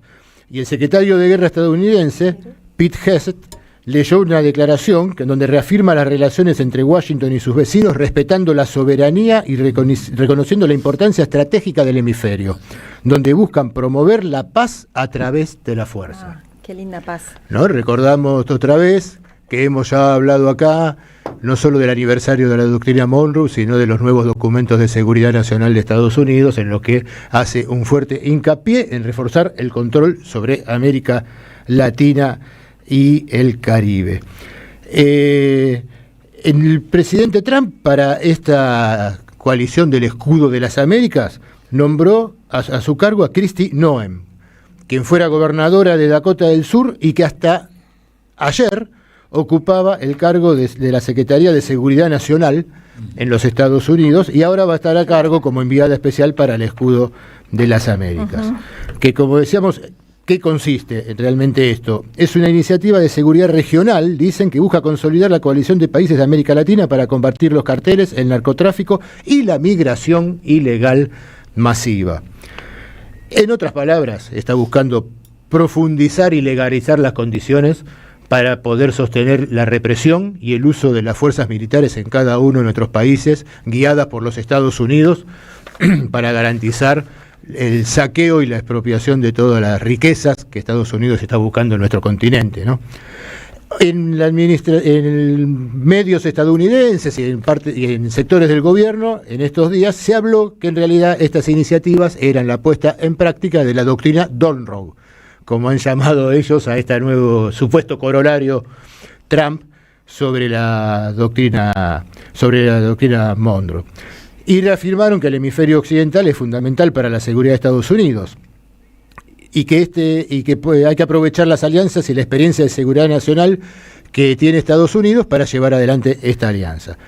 En el medio de estos objetivos, hoy en la reunión, Trump volvió a tener, como decíamos al principio, un montón de esas expresiones, ¿no?, feroces, en las cuales amenazó a Cuba. Como vos decías, Paula, hoy también dijo: ahora estamos ocupados en Irán, pero la próxima es Cuba. Dijo que Claudia Sheinbaum era una mujer muy hermosa, con una buena presencia y una muy linda voz. Ay, qué machito. Pero que México está gobernado por los narcotraficantes, hay que hacer algo. deslizó también una amenaza hacia Colombia, les dijo a los presidentes que estaban ahí que estaban en peligro por la fuerza del narcotráfico, pero que de ahora en más le podían decir a él dónde estaban los narcotraficantes, que le iba a mandar un misil directamente al living de su casa. Bueno. ¿No? Pero como hoy hablamos con Telma, en el medio de todas estas barbaridades, en realidad lo que hay que rescatar como importante es que hay como una vuelta de tuerca de la doctrina de seguridad nacional, en el año que estamos a 50 años además del golpe de Estado en la Argentina y de la intervención militar, que es de una gravedad extrema, y que esto está siendo aceptado dócilmente por una serie de presidentes sumisos y lacayos que están entregando la soberanía y la independencia de nuestro país a Estados Unidos, quien, como si no era poco para destratarlos, en un momento, mirándolos en la reunión de hoy, le dijo: Marco Rubio tiene una ventaja idiomática conmigo porque él habla español, pero yo no voy a perder tiempo en aprender su maldito idioma. Y los presidentes agradable. Lo aplaudían. Realmente mío. Una escena patética y que demuestra el aprecio que nos tienen. El aprecio que nos tienen, pero no solo el aprecio que nos tienen, sino el aprecio que tienen para sus pueblos los presidentes latinoamericanos como Javier Milei, que estaban ahí aplaudiendo todo esto, ¿no? Tremendo. Telma quería intervenir. Telmi. ¿Está por ahí, Telma? Adelante. Ver. Sí, estoy acá escuchando muy atentamente lo que cuenta Marcelo. Sí, efectivamente, como dice Marcelo, de 34 países que somos en las 3 Américas, estaban 12. Digamos que una tercera parte me parece bastante significante. Había un poquito más en la reunión de los militares, con el ministro de Guerra y nuestros, por ejemplo, en el caso nuestro fue Presti, el ministro de Defensa, pero ni siquiera llegaban a la mitad. O sea que estamos viendo por ahora irrelevante, y hay efectivamente países que no fueron y otros que no invitaron. Entre los que, porque yo averigüé en Brasil por qué razón no iban, y me dicen, no es que no iban, es que no nos han invitado. Es el caso de México, es el caso de Brasil, es el caso de Colombia, no los han invitado. Y yo pensaba, la verdad, hablar de combate al narcotráfico y no invitar a México y no invitar a Colombia, quiere decir que ahí hay otra cosa, no hay simplemente buscar combatir al narcotráfico. Tampoco invitaron a Venezuela, a Nicaragua y a Cuba, ¿no? Obviamente, está de más decirlo, pero por las dudas ni a Nicaragua, ni a Venezuela, ni a Cuba, ni a Uruguay, pareciera. Así es. Y entonces, pensando en esos otros motivos, ¿no?, que estaban detrás, de alguna manera haciendo una lectura un poco más, si se quiere, como decir, desconfiada de lo que dijo Trump, empieza a aparecer esos otros motivos, que es, como dijo Marcelo, buscar un alineamiento absoluto y obediente de todos nuestros ejércitos detrás del Pentágono. Entonces, por un lado dice, bueno, erradicar los cárteles, como bien dijimos antes, pero también, ¿cómo decir?, avalar y cooperar con nosotros. Yo lo estoy traduciendo, esto él lo deja entrever, avalar y cooperar con nosotros en nuestras aventuras golpistas. Por eso fue el caso de Cuba, puso Cuba. Era algo como, dijo algo como, si ustedes me lo piden, nosotros podemos encargarnos de hacerlo. Es decir, al poner el ejemplo de Cuba, dijo, por lo menos 4 presidentes, cuando yo llegué, me pidieron o me encargaron que me encargara de Cuba. Y bueno, nos vamos a encargar de Cuba. Y ahí aplaudieron, ¿no?, los lacayos, los presidentes lacayos. Es decir, que va a utilizar en parte este escudo de las Américas para, cuando embiste algún país democrático o algún país que él no quiere por alguna razón ideológica, seguramente está justificado porque se lo piden los países integrantes de la escuela escudo. Escudo de las Américas. Es más o menos lo mismo. Sí. El escudo. El fallido por eso, el fallido vale. Y el otro tema con México también, como me comentó Marcelo, él fue muy elogioso, dijo que Claudia Sheinbaum tenía una linda voz, etcétera, etcétera. Pero fíjense qué ambigüedad y qué indirecta se mandó. Él dijo, yo le propuse, habló de México como el epicentro de los cárteles del narcotráfico. Y él dijo, yo le propuse a la presidenta combatirlo, pero ella no quiso. Hizo un silencio y dijo, pero hay que terminarlos, hay que combatirlos, así que lo vamos a hacer. Es decir, insinuó, por ahí yo estoy haciendo una lectura demasiado, digamos, tendenciosa, pero a mí me parece que dijo, bueno, si vamos todos juntos, si ustedes también me apoyan, ustedes países lacayos también me apoyan, podemos llegar a hacer lo que buscamos en México. Yo me acordaba, perdón que me cito, pero me acordaba del libro mío de Territorios Vigilados, donde yo hago una historia, un poquito de historia respecto de cómo fue históricamente la relación de nuestras Fuerzas Armadas con el Pentágono, y esa relación fue siempre de subordinación, siempre desde que se formó la Junta Interamericana de Defensa en 1942, siempre se buscó que nuestros ejércitos no solo asumieran los mismos valores, los mismos objetivos que el Pentágono, sino que encima lo hicieran sin tomar conciencia de que si nos beneficiaba o nos perjudicaba. Y hay que recordar que esto sucedió así hasta principios de este siglo, cuando los presidentes y presidentas populares y nacionales construyeron la UNASUR, y dentro de la UNASUR el Consejo de Defensa y Seguridad, que tuvo tal soberanía, tal autonomía, que empezaron a cooperar y a interrelacionarse las Fuerzas Armadas de nuestra región, no con el Pentágono, sino entre nosotros, y llegaron a convalidar a nuestra región como área de paz. Una zona sin armas nucleares y un arma de paz.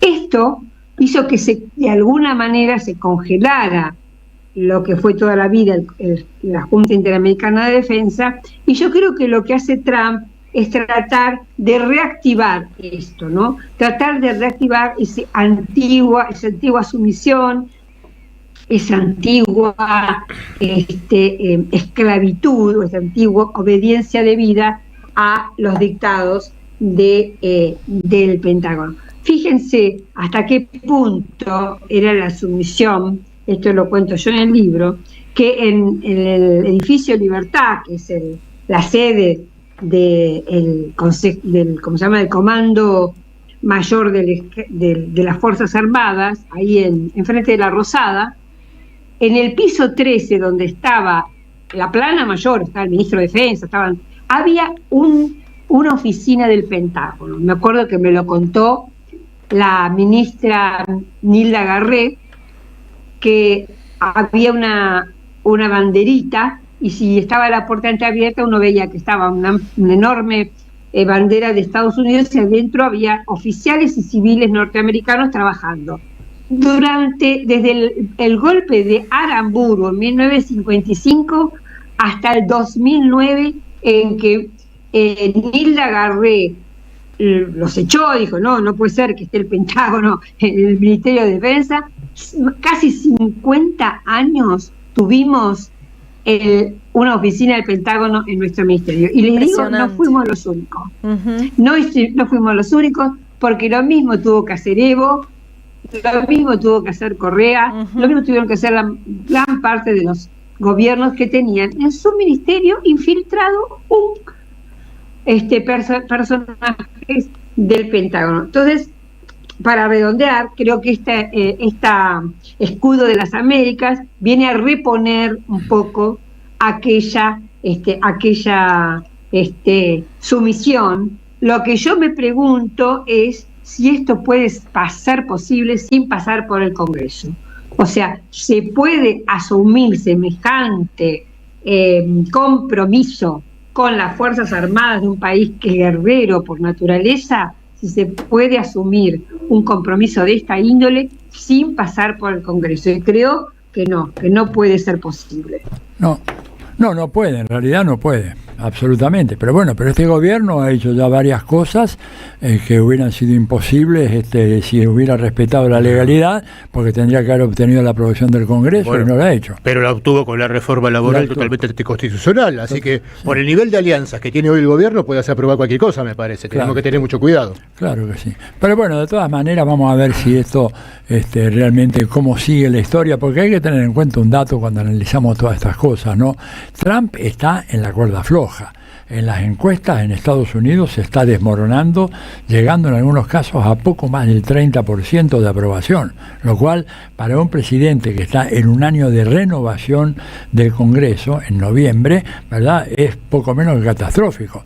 Y salvo que haya una aplastante victoria en Irán, que nadie la promueve ni la proyecta, ningún especialista, salvo eso, digamos, va a tener graves problemas, ¿no es cierto? Y estos gobiernos, como el de Milei, como el de Noboa, etcétera, si Trump se debilita, estos van a tener enormes problemas para mantenerse en sus cargos. Así que hay que tener en cuenta que esta reunión de ahí... No olvidemos nunca lo que decimos siempre, que estas políticas brutales de Estados Unidos provienen de un país y de un imperio a la defensiva, sí, claro, y no de un país y un imperio en expansión. Claro. Por eso su brutalidad, y por eso también, como decís bien vos, Atilio, hay que ver cuánto dura, porque la situación externa e interna es muy difícil, y cuánto pueden sostener este nivel de agresividad. Muy difícil. Bueno, sí, tengo una impresión que les quería agregar en relación a lo que hizo Messi, en mi opinión bastante vergonzoso. Yo sé que los futbolistas, algunos lo perdonan, pero me pareció que entre otras cosas, en esa presentación, lo que hizo lo que hizo Trump fue decir, bueno, hay inmigrantes buenos y hay inmigrantes malos. Hay inmigrantes como Messi y como todos los futbolistas que están detrás mío, que son buenos. En cambio hay otros que son repudiables y los tenemos que sacar a las patadas. Me parece que fue un poco, sin duda, en función de las elecciones de noviembre, que busca, digamos, no espantar al voto latinoamericano o al voto inmigrante, porque habrá seguramente, como a veces pasa lamentablemente entre pobres, o dice, hay pobres, un pobre que se pelea con otro pobre, un trabajador que se pelea con otro trabajador, habrá inmigrantes que se peleen con otros inmigrantes, ¿no? Me dio esa impresión, digo, no sé qué les parece a usted lo de Messi. La verdad es que vergonzante, hubo un montón de publicaciones al respecto, la comparación con Diego Maradona. Ahora vamos a disfrutar de un poquito de la musiquita escuchando a Maradona. No, me parece que no hay mucho que agregar. Ojalá estuviera Eve de Bonafini acá junto con Diego para decirle a Messi lo que le tiene que decir, porque bueno, ¿no? Lo mata, sí. Pero bueno, yo no quiero tampoco dejar pasar el momento de decir también, poner sobre la mesa que hay luchas. Mañana es el Día Internacional de la Mujer Trabajadora. Va a haber una movilización muy importante el lunes en la Argentina. Esperemos que sea grande, obviamente que también de cara al 24 de marzo, 50 años de aniversario del golpe genocida, de la instalación del terrorismo de Estado en la Argentina, que tiene absoluta continuidad en las políticas de hoy. Ya vamos a tener seguramente tiempo para seguir profundizando en esto. Se espera una movilización enorme. Y también mañana, 8 de marzo, se va a dar, que también es importante comunicar, en Venezuela una consulta de las comunas, que es algo que se instauró desde ya casi 2 años. El presidente Nicolás Maduro instaló las consultas populares, en donde hay todo un proceso de debate en asambleas en todas las comunas del país, que son miles. Muchas de ellas son comunas socialistas en todo el sentido de la palabra. Y en procesos asamblearios eligen los proyectos para que después sean votados mediante plebiscito nacional organizado por el Consejo Nacional Electoral, lo que supone toda una movilización y participación popular democrática en serio, lo que no se conoce mucho de Venezuela, y esa verdadera democracia. Y luego, bueno, se vota Mañana es la consulta, se vota qué proyectos de todos esos que se propusieron desde las comunas van a ser financiados en forma directa por el Estado chavista, por el Estado bolivariano, y luego para ser financiados, y luego van a ser, vuelve y baja esos recursos y son autogestionados y gestionados por las propias comunas. Hubo todo un movimiento comunal muy intenso que vale la pena mencionar y que bueno, un poco también para ya lo vamos a tener tiempo de seguir profundizando. Ustedes saben que siempre en este programa hablamos de Venezuela, hoy estamos con otros temas, pero bueno, era importante mencionar esto y bueno, y que el chavismo con todo el arrinconamiento y todos los misiles apuntando y todas las amenazas que tiene y su presidente ni más ni menos que secuestrado como rehén, como prisionero de guerra en Estados Unidos, atenti porque el 26 de marzo va a ser la audiencia en los tribunales de Nueva York, está el chavismo unido, gobernando, todos los ministros, todo el alto mando revolucionario, las comunas, entonces los partidos políticos del gran pueblo patriótico. Entonces, bueno, con todas esas amenazas están, por supuesto, que están en una relación muy compleja con este Estados Unidos que amenaza y que además están con la relación de la apertura petrolera, y sí, controlada por Estados Unidos, pero le venden petróleo, les pagan el petróleo y esos recursos, bueno, están siendo utilizados para la redistribución de la riqueza, que es lo que necesita Venezuela. Con esto termino. Mejorar la calidad de vida, la economía del país y ganar tiempo, ¿no? En esto que comentaba Marce, Telma, Tilio, en este reacomodamiento mundial. Esperemos que en Venezuela también puedan ganar tiempo y en todo caso que esto no sea gestionar una derrota, sino construir una nueva victoria que necesita el pueblo venezolano. Sí, y como vos decís, Pablo, y vamos a aprovechar entonces para anunciar, bueno, como habíamos anunciado la semana pasada, tuvimos esta semana en el CESMA la charla con Telma Luzani y con Atilio Borón, que salió muy bien, la verdad muy interesante el debate, y aprovechamos para saludar a los oyentes de la radio que conocimos ahí, que vinieron personalmente a ver la charla y pudimos conocernos y vernos cara a cara el otro día, y anunciar la próxima, el segundo encuentro de esta serie de charlas que organizamos, Enfrentar al imperialismo en nuestra América, Cuba y Venezuela, el viernes 13 a las 19 horas, vamos a estar presentes con Paula Klachko y con Jorge Kreiner, secretario general del Partido Comunista de la Argentina, para este segundo encuentro de debate e intercambio. Va a ser el viernes 13 de marzo a las 19 horas en el CEFMA, en el Centro de Estudios y Formación Marxista Héctor Agosti, en Callao 274, Ciudad de Buenos Aires. Así que con Paula Klachko y con Jorge Kreiner los esperamos viernes 13 de marzo, 19 horas, Callao 274, Ciudad de Buenos Aires, en el CEFMA, para seguir charlando y debatiendo cómo enfrentar al imperialismo en nuestra América. Nos vemos el viernes y ahora ya una tanda pequeña y volvemos con un invitado de lujo en AM530. Diálogo Internacional. Atilio Borón y un gran equipo analizan la cuestión latinoamericana en primera persona. Diálogo Internacional. Los sábados a las 18 en AM530. Somos Radio. El destino de tus vacaciones está en Turismo Cabal. Viví los momentos que querés, con viajes armados a tu medida, con las mejores ofertas y los paquetes que buscas, con más de 35 años de experiencia. Entra en www.turismocabal.com.ar y encontrá las vacaciones que necesitas. Turismo Cabal. Seguridad en viajes. Destinada a la cartera de consumo. Más información en www.turismocabal.tour.ar. En Lanús trabajamos por una ciudad más segura.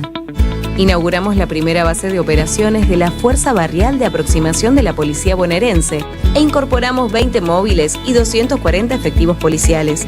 Sumamos 75 nuevos vehículos y 200 agentes de seguridad ciudadana a través del programa Lanús Te Cuida. Además, continuamos con el programa de formación y capacitación permanente para nuestros agentes locales. La ciudad que nos merecemos es una Lanús segura. Lanús Gobierno. Diálogo Internacional, hasta las 20 en AM530. Somos Radio.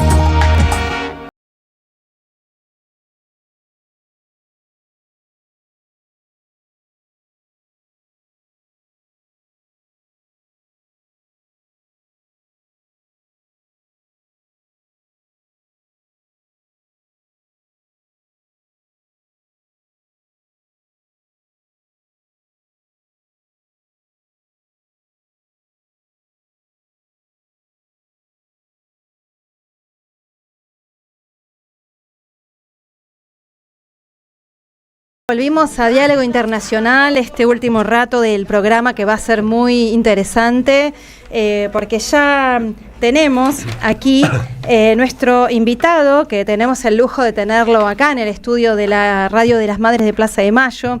Él es Luis Miguel Huarte, doctor en Ciencias Sociales y profesor del Departamento de Antropología Social en la Universidad del País Vasco. Y está acá, bueno, para hablar de varios temas, pero entre ellos la crisis en España, la situación del gobierno de Pedro Sánchez, la postura que ha tenido también digna en relación a esta nueva locura armamentista y guerrera de Trump. ¿Qué tal, Luismi? ¿Cómo estás?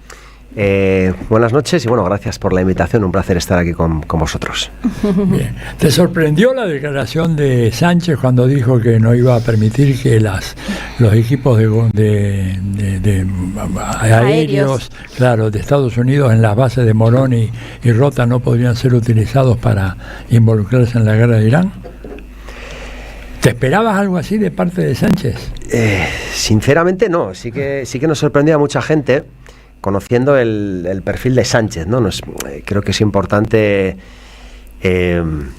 situar al presidente español en el sentido de que él representa al Partido Socialista. Sabemos cuál ha sido la trayectoria del Partido Socialista desde que terminó la dictadura, y hay muchas críticas obviamente hacia el Partido Socialista, pero es cierto que Sánchez en este momento dentro del PSOE representa al ala más progresista, eso es indiscutible, y eso es una buena noticia, y creo que también es importante subrayar que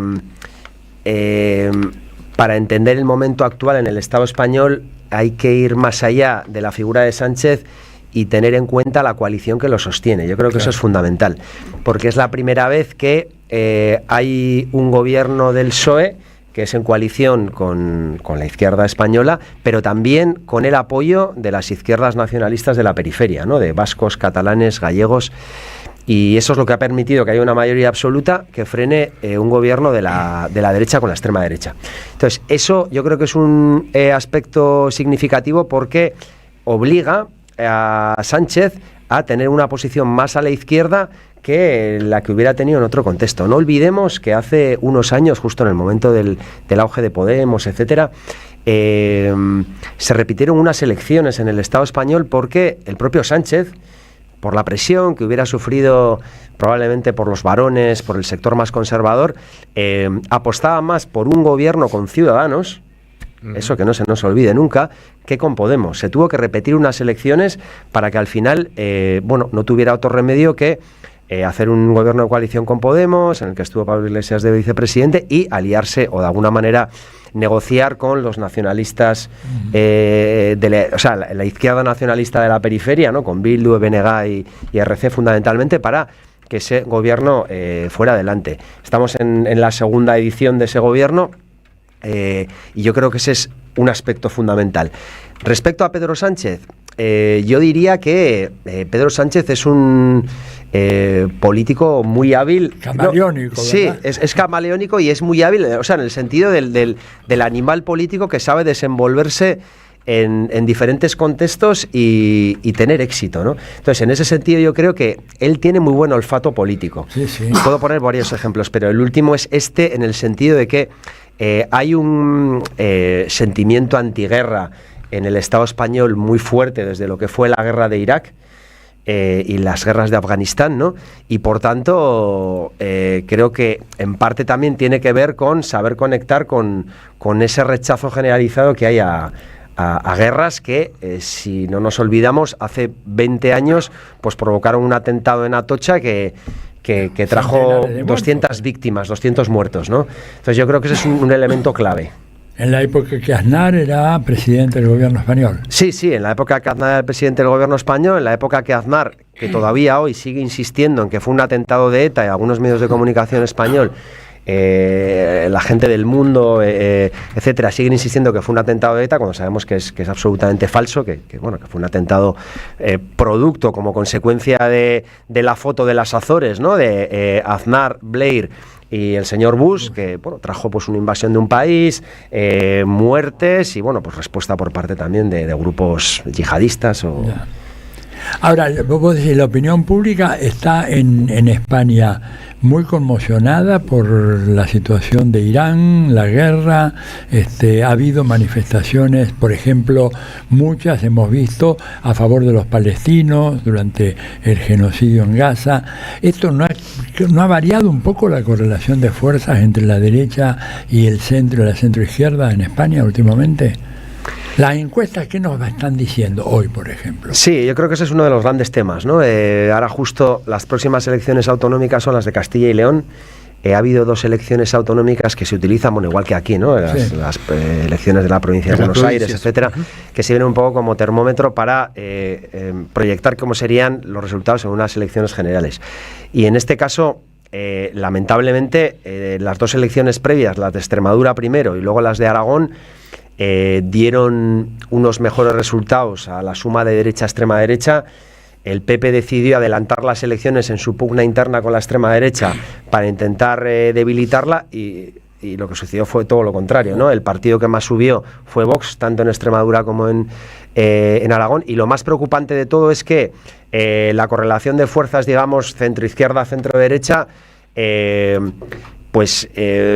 trajo como consecuencia que aumentara el apoyo a la derecha y pasara unos números de 60-40, 62-38. Entonces, claro, si eso se replica a nivel del Estado español en unas elecciones generales, pues la verdad es que sería muy preocupante. Y todas las encuestas, independientemente de las elecciones autonómicas citadas, excepto la del CIS, pero bueno, la encuesta del CIS lamentablemente no tiene mucha... Centro de Investigaciones. Sí, pero bueno, la del CIS lo controla lo controla directamente el PSOE. La persona que ha puesto pues no hace un trabajo como debería hacer desde el punto de vista científico. Entonces, bueno, quitando la encuesta del CIS, el resto de encuestas, que obviamente también están influenciadas, hay empresas detrás, pero la gran mayoría sí que indica una mayoría absoluta de PP más Vox. Entonces, no sé qué puede pasar, o sea, hasta qué punto esto podría influir en unas elecciones generales,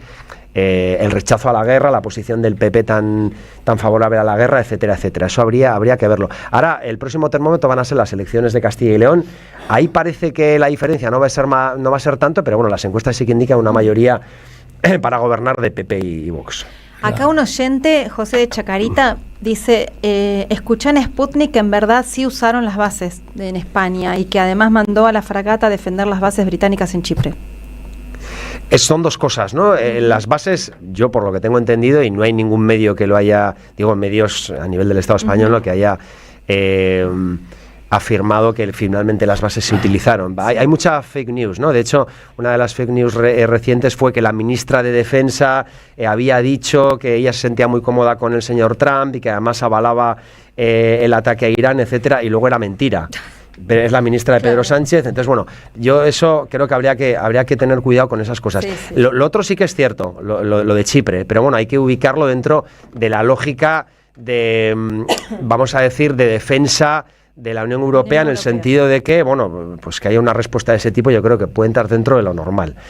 Pero lo otro es, en principio no es cierto, habría que ver. ¿Y qué generó la respuesta de Trump, siempre las diatribas, las bravuconadas de Trump respecto de Pedro Sánchez y de España, España? Que no compraría más ningún producto español, ni vino, ni jamón, ni nada. Y que no sé qué. Sí, bueno, las clásicas amenazas de Trump en los últimos tiempos, que es amenazar con aranceles, amenazar con que no va a comprar productos de exportación a los Estados Unidos, etcétera. Habrá que verlo, ¿no? Porque bueno, él también amenaza y luego recula en función un poco de la correlación de fuerzas. También amenazó que si España no estaba dispuesta a aumentar el gasto militar al 5% del PIB, que es una auténtica locura, ¿no? Estábamos en el 1, subir al 2 era una locura y ahora están pidiendo el 5. Pues que también iba a haber consecuencias. Por ahora sí, de manera concreta contra España no lo está viendo. Y también es interesante, más allá de que sabemos lo que es la Unión Europea, que es la expresión del capitalismo europeo, de la gran empresa, de las grandes corporaciones, y no es obviamente algo con lo que uno se pueda sentir identificado, es una perspectiva de izquierdas, pero es interesante que en estos 2-3 últimos días la posición europea se ha ido acercando un poco más a la postura de Sánchez, y bueno, hay la postura de Macron, la postura del Reino Unido, de Starmer, incluso ya ha empezado a matizar el propio presidente alemán, ¿no? Entonces, bueno, creo que son datos interesantes, no porque nos parezca gente que está haciendo análisis desde nuestra perspectiva, pero bueno, ha tirado excesivamente de la cuerda a Trump y habrá que ver hasta dónde puede llegar, ¿no? No, y te consulto, ¿y te parece que la experiencia de estos 3 años de la guerra de Ucrania y lo que todo significó para Europa está influyendo también en esta perspectiva de cómo están viendo ahora el bombardeo a Irán? Están empezando a aparecer ciertas voces voces dentro del establishment, fuera del establishment desde el minuto 1, ¿no? Pero criticando el suicidio de la Unión Europea en los últimos años por diferentes razones, pero si mencionamos uno es la postura con Ucrania. Porque, digo, desde una perspectiva incluso de realpolitik, no de cuestiones de derechos humanos, ni del derecho que puede tener Rusia a controlar su zona de influencia, sin entrar en eso. Simplemente desde una perspectiva exclusivamente pragmática, la Unión Europea se está suicidando cuando decide apoyar a Estados Unidos en la guerra Rusia-Ucrania, y eso trae como consecuencia que dejas de comprarle, dejas de abastecerte a nivel energético de petróleo y gas ruso, cuando finalmente el que gana son los yanquis, porque le estás comprando gas a los Estados Unidos, y el incremento de los costes es brutal y está explicando la recesión en Alemania de la industria. O sea, desde una perspectiva del capitalismo europeo es un suicidio, ¿no? Entonces, bueno, ahora están alzando ciertas voces planteando que si sigue en esta deriva, la economía europea pues va a entrar en una recesión importante. Entonces, bueno, habrá que ver, ¿no? No, quería hacerte una pregunta. Adelante, Telma. No, sí, lo voy a sacar un poco de la guerra a Luis Miguel. Quería hacerte una pregunta. Mañana va a asumir en Portugal un nuevo gobierno, un gobierno socialista. No conocemos tanto acá sobre ese tema. Me gustaría preguntarte si pudieras describir más o menos qué tipo de gobierno será y si esto está bueno para la península ibérica, que haya 2 gobiernos, digamos, socialistas, aunque por ahí no sé exactamente lo que uno pudiera querer, pero bueno, quería saber si te parece que esto va a hacer fuerza en relación a el resto de Europa. El caso de Portugal es, o sea, ha habido la elección del presidente, pero el presidente en el sentido de no como el presidente español, el sistema político. El sistema político portugués es diferente. O sea, lo que se ha votado ahora es la figura como del jefe de Estado. Entonces, el jefe de Estado, desde el punto de vista de las políticas diarias, no tiene mucha incidencia, ¿no? Otra cosa es que desde el punto de vista simbólico, el hecho de que el jefe de Estado portugués sea, bueno, un miembro del Partido Socialista y no sea un miembro de la extrema derecha, pues obviamente es importante, ¿no? Pero yo tampoco le daría especial relevancia, porque en Portugal lo que importa es quién controla el Ejecutivo, quién es el primer ministro y quién controla el Legislativo, ¿no?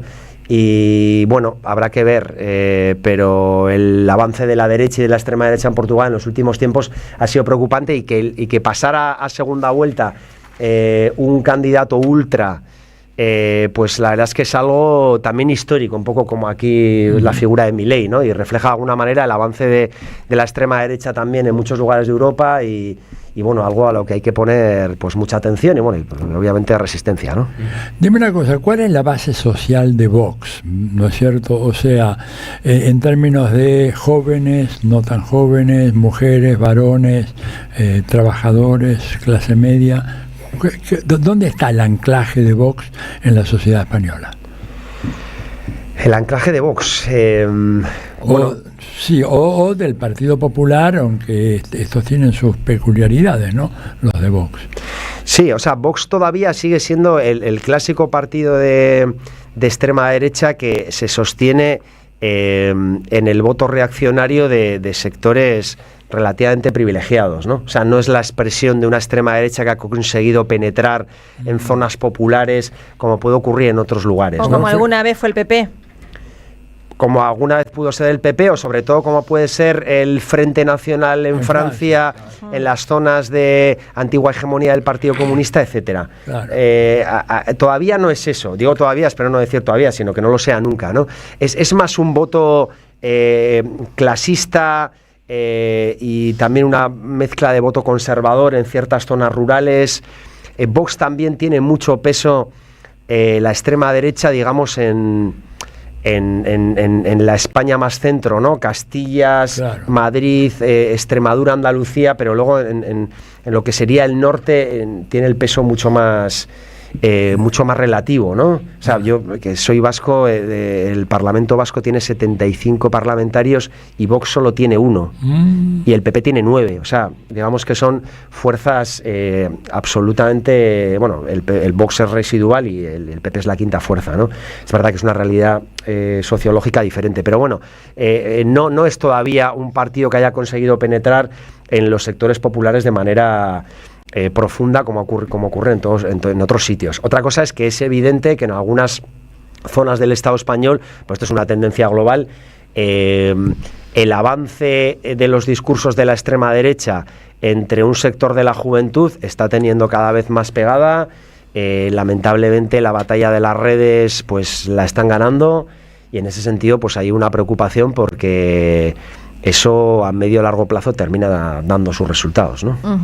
Y con respecto al tema de la otra guerra, que ahora no se habla, pues estamos así realmente azorados con las nuevas guerras, pero la guerra de Ucrania, de la OTAN contra Rusia en Ucrania, y especialmente en el País Vasco, de donde vos sos, que tiene tanta tradición de lucha, de militancia, ¿hay movilizaciones en contra de esa guerra y las nuevas guerras, especialmente ahí en tu territorio? Sí, o sea, yo creo que fundamentalmente las movilizaciones grandes y continuas han sido por la cuestión palestina. Lamentablemente ya llevamos mucho tiempo con el genocidio en Gaza y también en Cisjordania, y en ese sentido, bueno, yo creo que hay una cultura política internacionalista. Bueno, yo de hecho además vengo de militancia internacionalista, ¿no? Y eso yo creo que se traduce luego en movilizaciones grandes. Y con la causa palestina la verdad es que ha habido movilizaciones de mucho tipo, no solo de manifestaciones, sino incluso de paros de trabajadores, ¿no? Y bueno, iniciativas de mucho tipo, de boicots a ciertas empresas. Ahora hay un boicot muy potente a CAF, que es una empresa industrial vasca que bueno, que tiene ahí lamentablemente, ¿no?, negocio en el tranvía de Jerusalén, que va hacia las zonas de los territorios ocupados, etc. Entonces hay una movilización muy potente para que CAF deje de trabajar para los israelíes, ¿no? O sea, hay como iniciativas diversas y hay un nivel de conciencia como muy grande con el tema palestino. Irán es algo como muy reciente y yo creo que habrá que ver un poco en las próximas semanas, pero bueno, yo creo que como suele ser habitual hay una conciencia internacionalista grande y habrá movilizaciones, sí. Bueno, querido Luismi, se nos está yendo el programa. La verdad que te agradecemos muchísimo la presencia acá en Diálogo Internacional. Bueno, esperemos que se profundice también el camino que viene tomando España, que se presione más al gobierno para tomar esta postura más digna que ha asumido en este concierto de lacayos que va juntando Trump en Occidente. Y bueno, gracias de verdad por estar acá, un gusto. Esperamos tenerte una próxima vez. Y bueno, no sé si querés... agradeceros, un placer estar aquí y ojalá que pronto podamos estar juntos, que se repita. Dale. Eso es. Bienvenidísimo. Bueno, y Marce, ¿tenemos ganador? Sí. ¿Te ha pasado nuestro productor acá Leandro? Me han pasado ya el resultado del sorteo y el libro Manual de Sonceras Económicas de Adrián Asiaín lo ha ganado Gustavo de Barracas. Así que... Andrés, me quedé pensando. ¿No es Andrés Asiaín, perdón? Sí, ¿qué dije? Adrián. Andrés Asiaín. Gustavo de Barracas, ganaste el libro Manual de Sonceras Económicas de Andrés Asiaín. Pensé que era otro autor, por eso, ¿no? Y a partir del martes podés pasar a buscarlo por Librería Badaraco, Avenida Entre Ríos 921, Ciudad de Buenos Aires. Ahí está, bueno, aprovechamos a mandar un abrazo a Jorge Gurmanov, a los compañeros y compañeras de Badraco Libros.